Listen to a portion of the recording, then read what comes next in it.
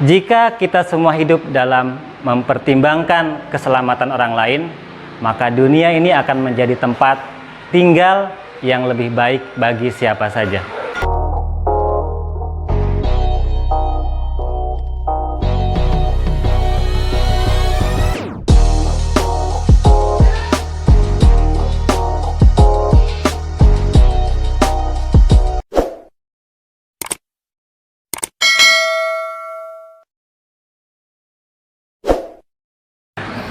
Assalamualaikum warahmatullahi wabarakatuh. Sahabat semua, apa kabar? Semoga Anda semua dalam keadaan sehat. Dan kali ini saya berada di Puskesmas Sebakung Jaya, tepatnya di loket pendaftaran. Dan saya sengaja mengambil gambar sebelum aktivitas padat dimulai. Nah kawan sekalian, saya ingin berbagi hal berita terkini, baik dari media sosial dan banyak diantaranya dari Instagram atau Facebook dan lain-lain sebagainya. Yang pertama, berita tentang, sebetulnya sudah ini agak lama, kira-kira 8 hari yang lalu, yaitu terpaparnya COVID-19 kepada Wakil Gubernur Kaltim, Bapak Hadi Mulyadi. Dan hari ini, hari yang ke-9, sejak tanggal 15, ada beberapa poin yang dapat saya sampaikan, dan ini penting bagi kita. Yang pertama adalah pengakuan yang jujur dan tulus dari Bapak Wakil Gubernur, dan ini menurut saya bentuk apresiasi dan ketaatan yang dapat kita contoh. Beliau mengatakan sekaligus juga membenarkan tentang berita hal tersebut. Kemudian beliau juga menganjurkan untuk kepada kita semua mematuhi protokol kesehatan, dan kepada sahabat semua yang sebelumnya pernah berkontak langsung dengan Bapak Wakil Gubernur, beliau juga menyarankan untuk melakukan tes rapid. Dan alhamdulillah di puskesmas ini, salah satu puskesmas yang ada di Kabupaten Penajam Pasir Utara, telah menyiapkan dan memfasilitasi pemeriksaan rapid secara bebas biaya atau gratis. Nah sahabat sekalian, tentu kita semua secara pribadi dan teman-teman dari insan kesehatan mengucapkan doa yang tulus kepada Bapak Wakil Gubernur agar segera cepat sembuh dan bisa kembali aktivitas seperti biasa dan melayani masyarakat. Salam, semoga Bapak Wakil Gubernur bisa menonton video ini. Kami dari semua menyampaikan doa kepada Bapak agar Bapak segera bisa sembuh dan melakukan aktivitas kembali seperti biasa melayani masyarakat Kalimantan Timur. Nah, teman-teman sekalian, berita yang kedua adalah berita telah terkonfirmasinya sebanyak 3 orang dari warga Penajam Pasir Utara dengan hasil pemeriksaan PCR atau swab positif. Nah, hal ini tentu membuat kita prihatin, karena di saat kita berharap kehidupan yang normal, tatanan baru, tetapi masih ada yang terkonfirmasi. Nah, oleh karena itu sahabat sekalian, melalui media ini kita saling mengingatkan untuk selalu menjaga protokol kesehatan. Menanggapi hal-hal isu terkait, berikutnya saya akan mencoba menemui Kepala Puskesmas Sebakung Jaya. Tengah-tengah kita Bapak Saikodin SKM, beliau adalah pimpinan atau Kepala Puskesmas Sebakung Jaya. Assalamualaikum Pak Saikodin. Waalaikumsalam. Ya. Gimana Pak, sehat? Alhamdulillah. Alhamdulillah. Sehat. Gini Pak, ini terkait dengan isu-isu terkini. Pada saat ini kan kita memasuki era baru nih.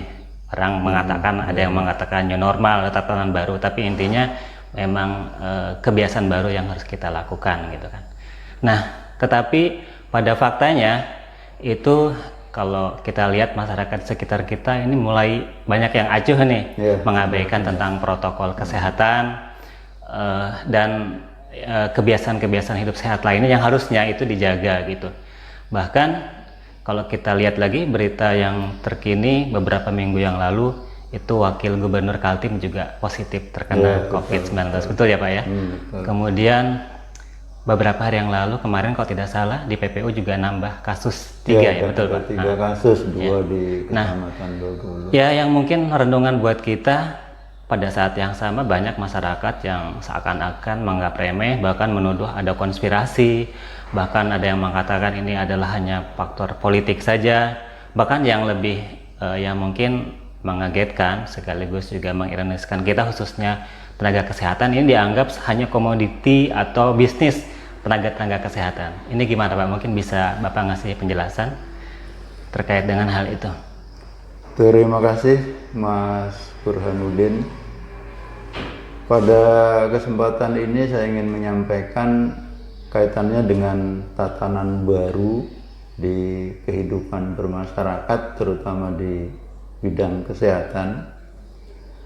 Memang dari sisi negatifnya dulu Mas ya, dari sisi negatif memang tenaga kesehatan banyak dibully ya, bahkan dicemooh kan, direndahkan oleh sebagian masyarakat. Sebenarnya masyarakat itu tidak paham tentang COVID-19 itu sendiri dan perjalanannya. Seandainya masyarakat yang mengatakan itu paham, insya Allah juga akan sama pemahamannya dengan kita orang-orang yang bekerja di bidang kesehatan dalam menangani COVID-19 ini. Apalagi kalau mereka tahu bahwa proses penanganan mulai dari lapangan sampai ke rumah sakit itu sebenarnya cukup melelahkan dan cukup berat bagi tenaga kesehatan, karena harus meluangkan banyak waktu, kesempatan, dan juga pengorbanan yang lainnya. Bahkan sebagian teman-teman ketika ada kasus yang harus segera ditindaklanjuti, kadang teman-teman juga sampai mengabaikan keluarganya yang ada di rumah, yang waktunya harus pulang, belum pulang, masih tetap mengerjakan. Ini semata-mata karena tanggung jawab sebagai ASN, yaitu pengabdi layanan masyarakat terutama di bidang kesehatan ini. Nah, dari sisi lain kaitannya dengan new normal ini, harapan kami memang menjadi tugas kami untuk terus menghimbau dan menyadarkan masyarakat, baik dari pihak kami sendiri ataupun secara lintas sektor terkait, misalnya dengan desa, kelurahan, kecamatan, guru, ya, kepolisian, peramil, dan lain sebagainya. Memang masih menjadi tugas tanggung jawab kita yang cukup berat, seiring dengan yaitu lemahnya masyarakat terhadap pentingnya protokol kesehatan. Memang kita akui di Penajam Pasir Utara ini kasusnya tidak banyak, namun dari waktu ke waktu terjadi peningkatan kasus konfirmasi positif COVID-19. Dan kemudian di beberapa hari yang lalu memang di Kecamatan Babulu itu ada penambahan 2 kasus konfirmasi positif COVID-19 dari orang-orang OTG. 2 ya Pak ya, Kecamatan Babulu ya? Ada 2 OTG, yaitu satu di daerah Tambong yang mana kemarin sempat sempat melakukan kirkes di puskesmas kita, Puskesmas Bakung Jaya. Kirkes apa? Surat kesehatan ya? Buat surat kesehatan untuk perjalanan. Teman-teman, sahabat-sahabat semua perlu tahu apa aja yang harus diperhatikan terkait protokol kesehatan dalam rangka upaya pencegahan COVID-19 ini. Ini masyarakat mungkin perlu tahu juga dan kita sebarluaskan insyaallah. Ke kamera. Kepada seluruh masyarakat dan kita semua, mari kita taati protokol kesehatan. Pertama, sering cuci tangan pakai sabun, kemudian pakai masker dan jaga jarak.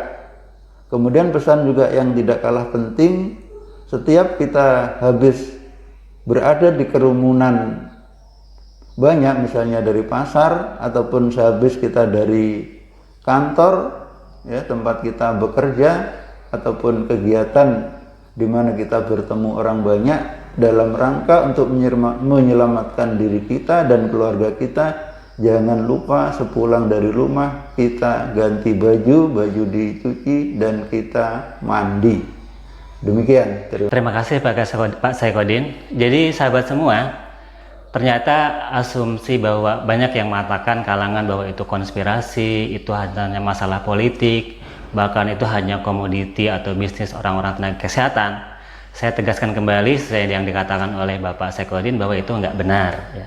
Nah, bahwa kemudian ada itu konspirasi, ya mungkin saja konspirasi itu ada, Tetapi kita sebagai tenaga kesehatan fokusnya nggak di situ.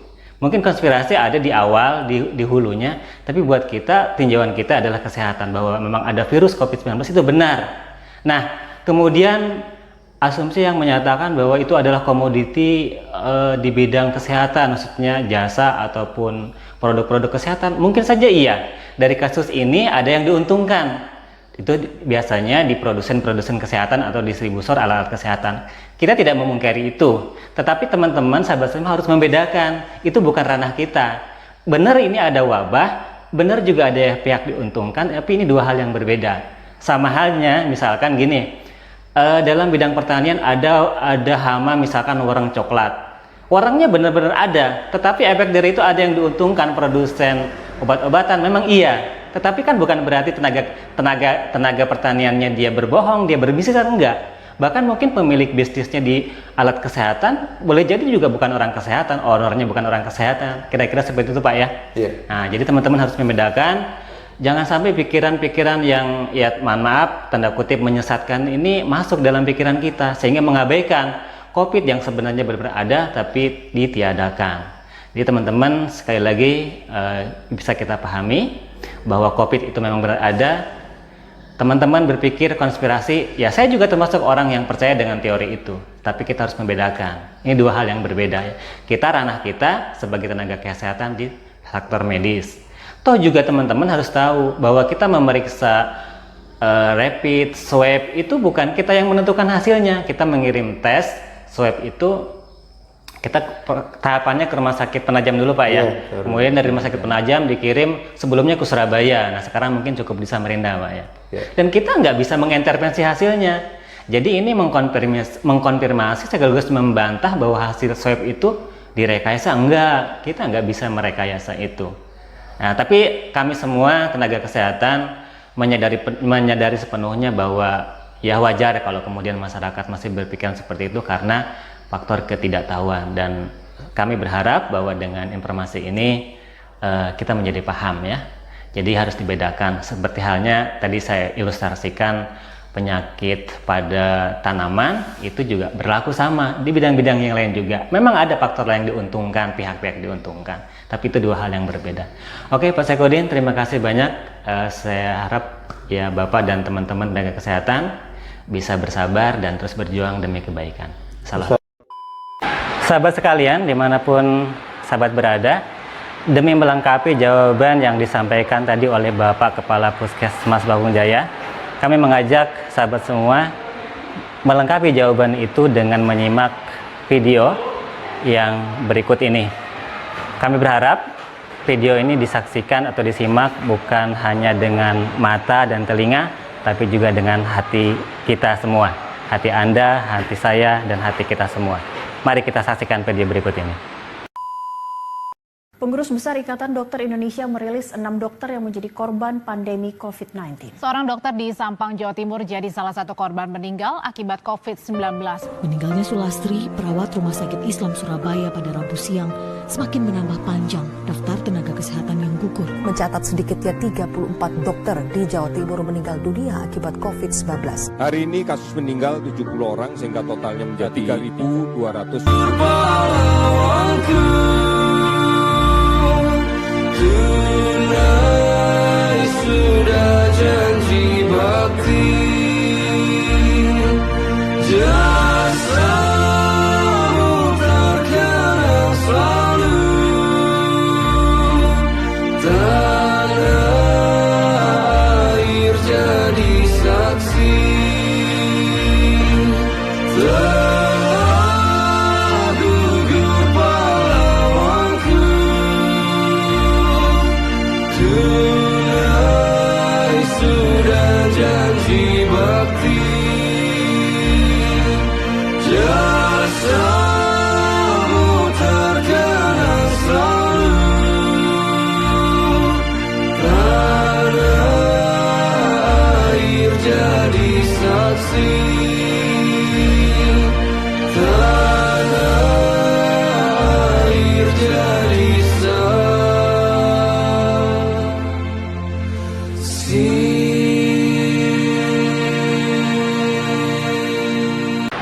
Sahabat sekalian, demikian tadi video yang luar biasa. Saya ucapkan terima kasih kepada Mas Ipo Santosa, Naga Adaben, dan Takaida. Kami semua merasakan ketulusan dari vibrasi yang disampaikan. Ini tentu menjadi sebuah spirit tersendiri bagi kami tenaga kesehatan, dokter, perawat, bidan, dan tenaga kesehatan yang lainnya. Sahabat sekalian, menjadi bagian akhir dari video ini, saya ingin mengajak kita semua untuk sama-sama menjadikan habit memakai masker pada saat kita berada dimanapun, di area terbuka, apalagi pada saat berada di kerumunan. Jika Anda melihat kami menggunakan masker, kami ingin Anda tahu bahwa kami adalah orang yang cukup berpendidikan, yang mengetahui bahwa meskipun kami terlihat sehat, kami mungkin saja membawa virus yang bisa mencelakakan orang lain. Kemudian, kami tidak sedang hidup dalam ketakutan. Kami hanya ingin menjadi bagian dari solusi, bukan sumber masalah. Kami tidak merasa sedang dikontrol oleh pemerintah, tapi kami adalah seseorang yang sedang berkontribusi terhadap kemaslahatan dan keselamatan masyarakat. Dan kami berharap Anda dan yang lainnya bisa mengikutinya. Jika kita semua hidup dalam mempertimbangkan keselamatan orang lain, maka dunia ini akan menjadi tempat tinggal yang lebih baik bagi siapa saja. Menggunakan masker tidak membuat kami lemah, takut, bodoh, atau merasa dikontrol. Masker membuat kami merasa peduli. Jika Anda mengkhawatirkan penampilan, ketidaknyamanan, atau opini orang lain tentang Anda, maka bayangkan jika orang lain yang Anda cintai itu adalah ayah Anda, ibu, pasangan, anak, saudara, kakek, nenek, tante yang harus dipasang alat bantu napas sendiri di ICU tanpa ada yang menemani karena tertular oleh kecerobohan Anda. Selain melindungi diri orang lain, kami menggunakan masker juga untuk menurunkan resiko penularan yang berasal dari orang yang tampak sehat. Sahabat sekalian, jika Anda setuju dengan kami, silahkan subscribe, like, dan berikan dukungan di kolom komentar, lalu kemudian share dan bagikan kepada yang lain dengan turut serta bersama kami untuk memasyarakatkan, menjadikan bermasker menjadi habit kita semua. Mari saling dukung. Sekian, terima kasih, dan Assalamualaikum warahmatullahi wabarakatuh.